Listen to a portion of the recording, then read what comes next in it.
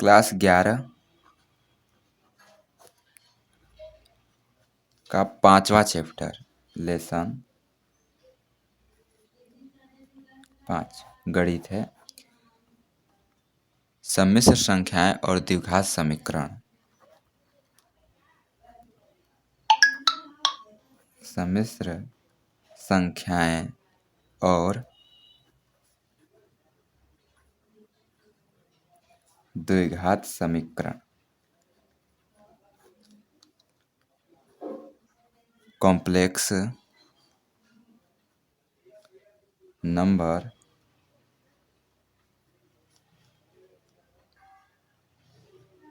Numbers and quadratic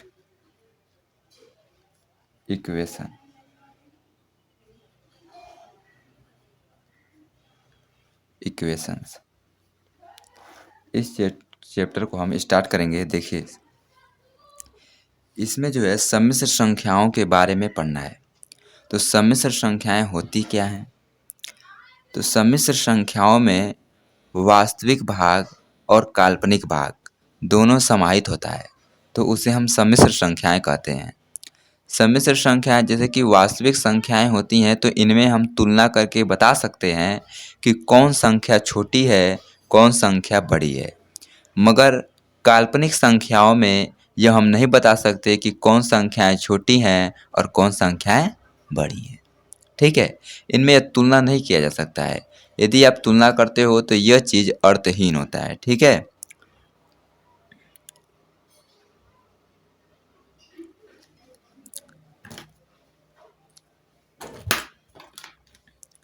देखिए, जैसे x square बराबर 25 हो, एक्स स्क्वायर बराबर मान लेते हैं कि 25 है, तो एक्स बराबर कितना मिल जाएगा?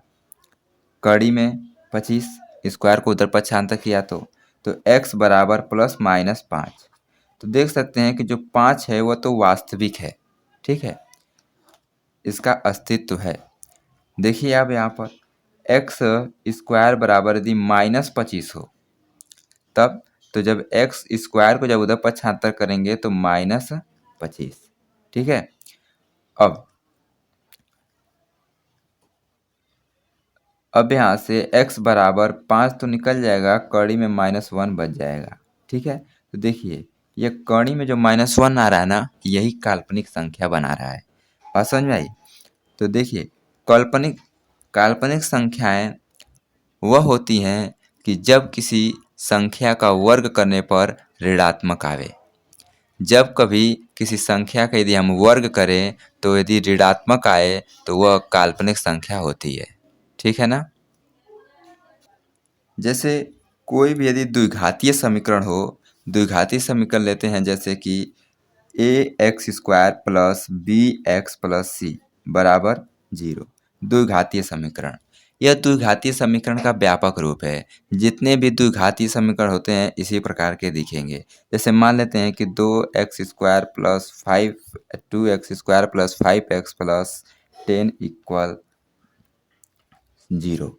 ठीक है, तो देखिए यह जो द्विघातीय समीकरण है यह इस रूप का दिखेगा आपको। ठीक है, यहाँ पर a जो है 2 है और b जो है 5 है और c जो है 10 है। ठीक है, तो यह चीज़ है। तो अब तो इसके जो हल होते हैं, 10 में आपने पढ़ा होगा कि इसके जो हल होते हैं वो d विभक्तर पर निर्भर करते हैं। ठीक है, जिसे विभक्तर कहते हैं, विभक्तर कहते हैं। ठीक है, तो तो जब d जो होता है वह 0 के बराबर होता है तो इसके दो मूल, तो सबसे पहली बात भाई कि द्विघातीय समीकरण है ना, तो इसके दो मूल तो होंगे। अब दो मूल होंगे तो देखिए यदि हम d निकाल दें, यदि वह 0 के बराबर आ जाए तो इसके जो मूल होते हैं वह बराबर होते हैं और वास्तविक होते हैं। ठीक है, तो इसके जो मूल होंगे वह बराबर होंगे और वास्तविक होंगे जब d बराबर 0। और जब यही d जो होगा वह 0 से बड़ा होगा तो इस समय जो है मूल तो होंगे, मूल जो होंगे वह वास्तविक होंगे। ठीक है, वास्तविक होंगे, मूल जो होंगे वास्तविक होंगे। और जब यह d जो है छोटा पड़ जाए 0 से, डी जब 0 से छोटा पड़ जाए तो इस समय इसके काल्पनिक हल होते हैं।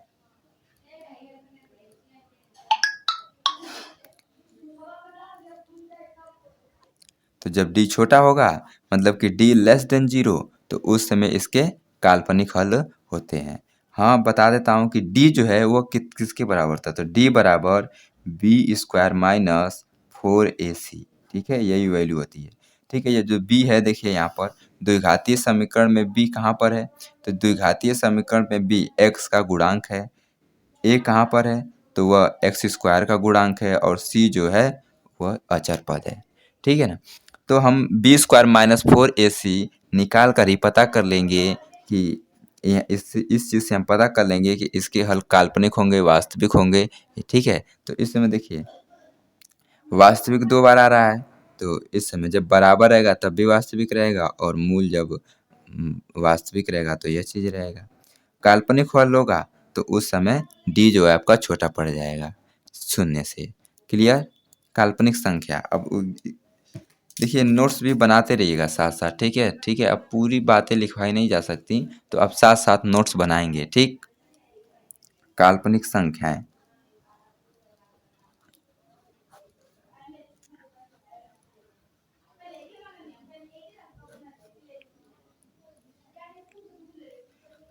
इमेजनरी नंबर,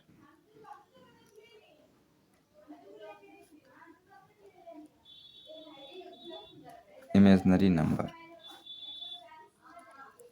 देखिए काल्पनिक संख्याएं क्या होती है, वह प्रत्येक संख्याएं या वे सभी संख्याएं जिनका वर्ग ऋणात्मक आता है। तो वे प्रत्येक संख्याएं लिख देता हूं कि वह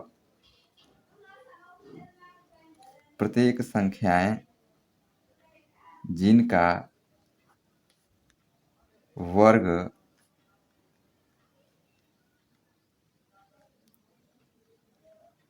ऋणात्मक संख्या प्राप्त होता है,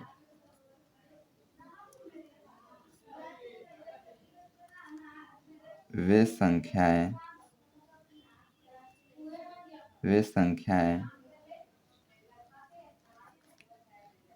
काल्पनिक संख्याएं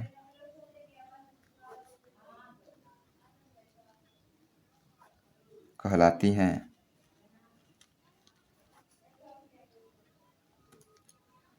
ठीक है ना, तो बात समझ में आई।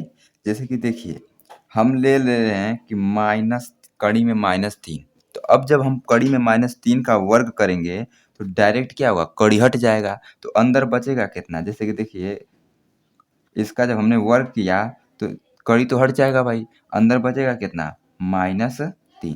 तो -3, तो जब इसका हमने वर्ग किया तब ये क्या प्राप्त हुआ, -3।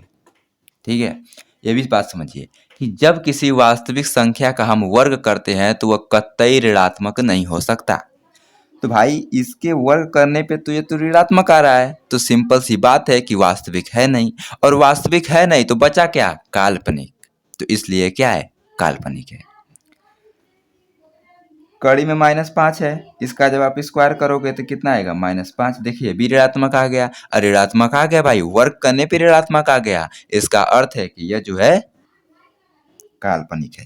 बात समझ में आई, कड़ी में -5 जो है वो क्या है, काल्पनिक है। देखिए यह काल्पनिक है। ठीक है, हमने इसका वर्ग किया मतलब कि वह संख्या है जिसका वर्ग ऋणात्मक आवे तो वह काल्पनिक होता है। तो हमने इसको हम बता रहे हैं कि यह काल्पनिक होगा, यह काल्पनिक नहीं है, यह काल्पनिक है। बात समझ में आई।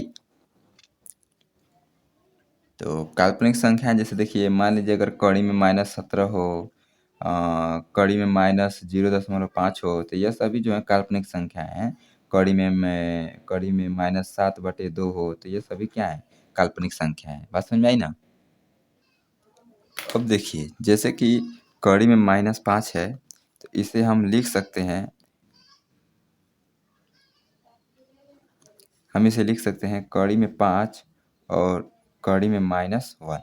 ठीक है ना, तो इसको हम लिख सकते हैं। तो इसको हम बोलेंगे कड़ी में 5 और यह जो चीज़ है इसे हम बोलते हैं आयोटा। तो अब देखिए अब ये आई जो है इसे हम बोलेंगे आयोटा। आयोटा, ठीक है, IOTO, आई आयोटा।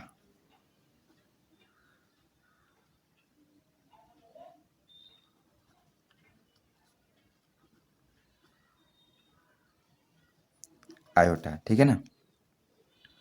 तो आयोटा, तो देखिए जब आयोटा की घाते एक रहेगा, या मतलब कि आयोटा बराबर कितना होता है, तो -1 होता है। आयोटा बराबर -1 होता है। आयोटा बराबर कड़ी में -1, आयोटा स्क्वायर। देखिए आयोटा स्क्वायर बराबर, तो देखिए आयोटा स्क्वायर, तो आयोटा के स्थान पर -1 का स्क्वायर। जब हम इसका स्क्वायर करेंगे तो कड़ी हट जाएगा, तो कितना मिलेगा, -1। ठीक है, तो आयोटा स्क्वायर बराबर -1, ये डायरेक्ट आपको याद कर लीजिएगा। तो आयोटा स्क्वायर बराबर -1, आयोटा की घाते क्यू बराबर, देखिए आयोटा स्क्वायर बराबर -1, तो आयोटा तो बचेगा ना। तो जैसे कि आयोटा स्क्वायर गुणते आयोटा हो, तो इसका लिख देंगे -1, और गुणते इसका आयोटा, तो बराबर माइनस आयोटा। तो यहाँ से आ गया आयोटा का क्यूब माइनस आयोटा। अब आयोटा की घाते 4, तो आयोटा की घाते 4, तो देखिए आयोटा स्क्वायर, यदि आयोटा स्क्वायर करें,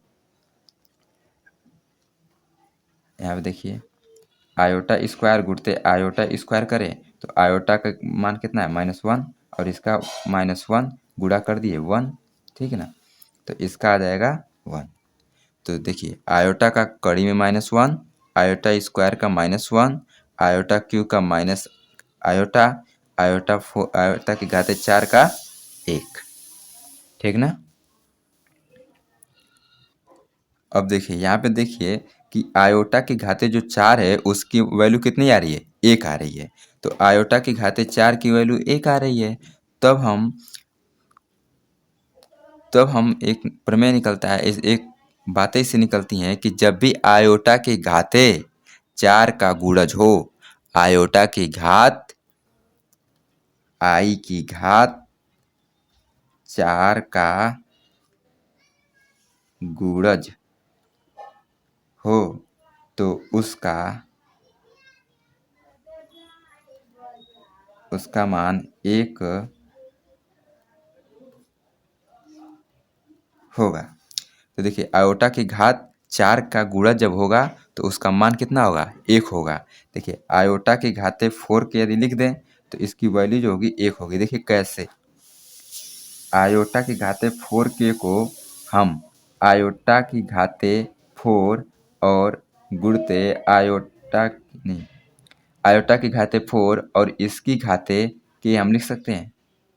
देखिए इसके लिए एक सूत्र है कि a की घाते n गुणते या इसकी घाते a की घाते n और इसकी घाते m, तो इस सिचुएशन में घातों का गुणा हो जाता है। तो a की घाते n गुणते m, तो इस तरह। तो देखिए हम इसको यह लिख सकते हैं और इसको हम यह लिख सकते हैं। तो इसलिए इसको हमने लिखा i की घाते 4 और उसकी घाते k। अब बताइए i की घाते 4 की मान कितना है, तो इसका मान हो जाएगा 1, और ऊपर कितना बचा, 1। अब a की घात, और जानते हैं कि a की घात कितना और लिख दिया जाए, उसकी वैल्यू जो होगी वह 1 ही होगी। और समझ में आई ना। तो इस हिसाब से i की घाते 4k या i की घाते 4n हो तो उसकी वैल्यू कितनी होगी, 1। क्यों, क्योंकि आयोटा की जो घात है ना वो 4 का गुणज है, इसलिए। अब सम्मिश्र संख्या, जैसे पहले ही बताया कि सम्मिश्र संख्या में तुलना नहीं किया जा सकता कि कौन सी संख्या छोटी है और कौन सी संख्या बड़ी है। ठीक है, तो इसको मैं लिख देता हूँ कि सम्मिश्र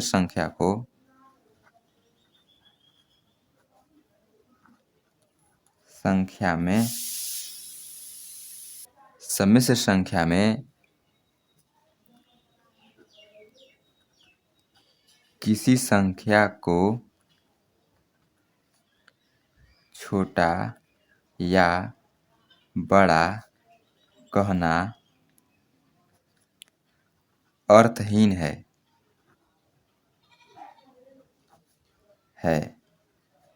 अर्थात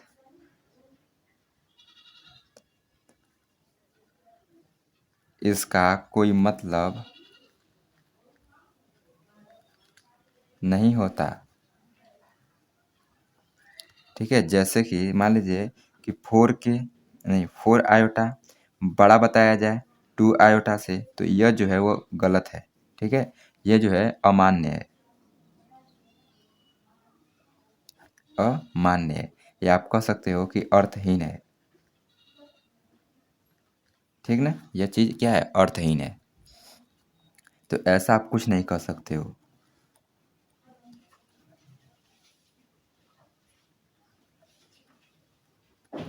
ठीक है, ऐसी बातें कुछ नहीं है। ठीक है, समझ में आई बात। अब आयोटा, जैसे कि आयोटा की क्रमागत आयोटा के क्रमागत 4 घाते का यदि सम किया जाए, आयोटा के 4 घाते यदि क्रमशः लेकर उनका योग किया जाए तो उनका योगफल जो होगा ना वो शून्य मिलेगा। ठीक है, देखिए कैसे, जैसे कि आई की घाते, देखिए आई की घाते 4 के प्लस आई की घाते 4 के प्लस 1, आई की घाते 4 के प्लस 2, आई की घाते 4 के प्लस 3। देखिए यदि ऐसा मिल जाए तो इसकी बराबर कितना मिलेगा आपको, शून्य मिलेगा। बात समझ में आई ना, यह एक प्रमेय है कि आयोटा की घाते 4 के प्लस आयोटा की घाते 4 के प्लस 1 प्लस आयोटा की घाते 4 के प्लस 2 प्लस आयोटा की घाते 4 के प्लस 3 बराबर 0।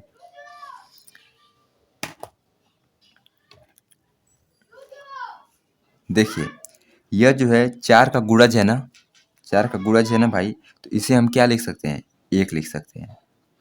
यह जो है इसको हम क्या लिख सकते हैं, देखिए यह तो इसका मिलेगा, यह मिला कितना, जैसे कि इसको हम क्या लिख सकते हैं, आई की घाते 4 के प्लस 1 बराबर क्या लिख सकते हैं, देखिए यहाँ पर यह रूल होता है ना कि ए की घाते n प्लस m बराबर ए की घाते n गुणते ए की घाते m होता है ना, ये चीज़ ये सूत्र होता है ना, इसी से देखिए।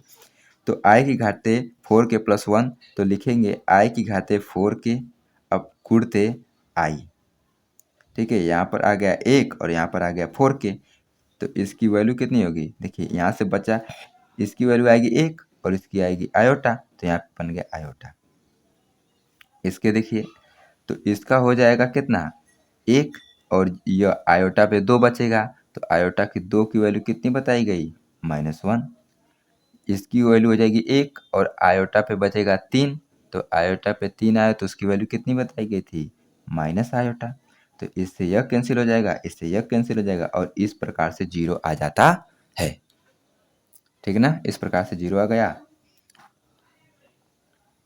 हाँ, एक बात और, जो ये k है ना, यह बिलोंग करना चाहिए यह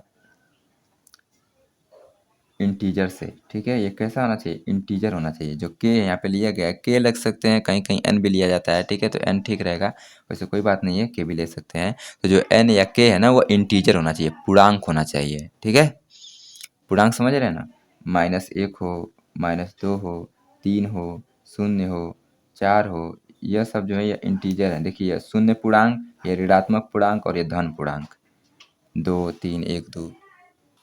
सम्मिश्र संख्या,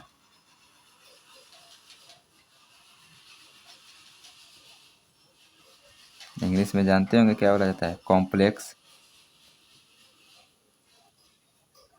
नंबर, कॉम्प्लेक्स नंबर। जो ये कॉम्प्लेक्स नंबर है इसे हम a प्लस बी आयोटा से लिखते हैं। तो मान लेते हैं इसे कि जे से हम निरूपित कर रहे हैं, तो जेड बरा जे नहीं जेड, तो जेड बराबर a प्लस बी आई। ठीक है, आयोटा। तो a जो है और b जो है यह वास्तविक संख्या होनी चाहिए, वास्तविक संख्या होती है। तो यह जो होगी यह वास्तविक संख्या होगी, और आपको पता है कि आयोटा क्या है, वह कड़ी में -1 है। सम्मिश्र संख्या का a जो होता है वह वास्तविक भाग कहलाता है,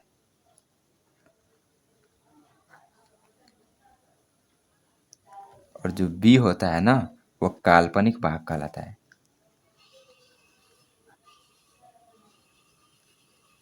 ठीक है ना, देखिए अब आता है शुद्ध शुद्ध सम्मिश्र संख्या, शुद्ध काल्पनिक सम्मिश्र संख्या,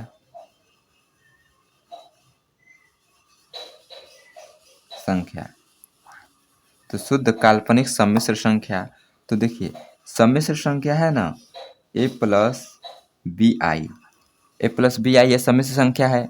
अब इसको हमें क्या करना है कि शुद्ध काल्पनिक करना है। तो शुद्ध काल्पनिक मतलब कि इसमें केवल काल्पनिक रहे और वास्तविक वाला हट जाए। तो वास्तविक वाला हटाने के लिए ए बराबर 0 ले लेंगे तो वी आई मिलेगा, तो ये हो जाएगा शुद्ध काल्पनिक सम्मिश्र संख्या। ठीक है, तो जब ए बराबर 0 तब जेड बराबर बी आई, और यही जो है वो क्या कहलाएगा, शुद्ध काल्पनिक सम्मिश्र संख्या। बात समझ में आई। अब देखिए, अब बात आएगी शुद्ध वास्तविक सम्मिश्र संख्या। तो शुद्ध वास्तविक सम्मिश्र संख्या, तो इसमें भी बात वही करेंगे कि वास्तविक हो, ठीक रूप से एकदम पूरी की पूरी सम्मिश्र संख्या वास्तविक हो, मगर काल्पनिक उसमें भाग जो हो न हो। तो इस स्थिति में हम b को यदि 0 मान लें तो जो z बराबर मिलेगा वह a मिलेगा। तो यह आपका हो जाएगा शुद्ध वास्तविक सम्मिश्र संख्या। देखिए यहाँ से सीखने को यह मिला कि देखिए, तो यहाँ से सीखने को यह मिला कि जो वास्तविक संख्या होती है वह भी सम्मिश्र संख्या होती है, और जो काल्पनिक संख्या होती है वह भी सम्मिश्र संख्या होती है। ठीक है, तो इसका मतलब है, देखिए इसका मतलब यह ना कि वास्तविक संख्याएं और काल्पनिक संख्याएं सम्मिश्र संख्या हो सकती हैं, मगर जरूरी नहीं है कि सभी काल्पनिक संख्याएं, सब जरूरी नहीं है कि सभी सम्मिश्र संख्याएं वास्तविक हो या काल्पनिक हो। वास्तविक काल्पनिक सम्मिश्र हो सकती हैं, मगर जरूरी नहीं है कि सम्मिश्र काल्पनिक हो या वास्तविक हो। बात समझ में आई ना। तो जो रियल नंबर है और जो इमेजिनरी नंबर है, ये दोनों बिलोंग करेंगे सी में, मतलब कि कॉम्प्लेक्स नंबर में। ठीक है, क्रमित युग्म, इनका क्रमित युग्म क्या होता है भाई, तो क्रमित युग्म, तो यह एक निरूपित करने का बस एक तरीका है। ठीक है, क्रमित युग्म रूप आप कह सकते हो। तो क्रमित युग्म रूप जो है ना, इसको कैसे, तो जैसे मान लीजिए कि जेड बराबर ए प्लस बी आई, कोई बी आयोटा कोई एक सम्मिश्र संख्या है। ठीक है, तो जब हम इसका केवल काल्पनिक भाग और वास्तविक भाग को बस लिख देंगे कोष्ठक में, तो यही हो जाएगा। तो इसका जो होगा क्रमित युग्म रूप, इसका आप लिख सकते हो जेड का क्रमित युग्म रूप बराबर, इसका हो जाएगा क्रमित युग्म रूप बराबर, यहाँ से वास्तविक भाग एक प्लस काल्पनिक भाग बी, तो ए कामा बी, यही हो जाएगा इसका क्रम युग्मित रूप। अब देखते हैं सम्मिश्र संख्या का समुच्चय वाला रूप। ठीक है,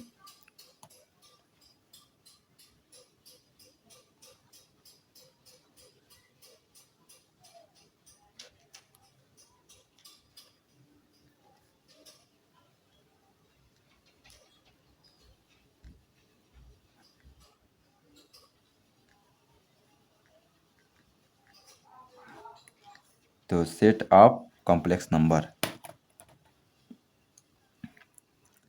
देखिए जैसे कि z बराबर ए प्लस बी आई कोई मान लेते हैं कि सम्मिश्र संख्या है, तो इसे हम लिखेंगे z बराबर, इसे बना लेते हैं कोष्ठक, यहाँ पे लिखेंगे a प्लस बी आयोटा, फिर इस तरह, और a और b बिलोंग करता है किस में, रियल नंबर में।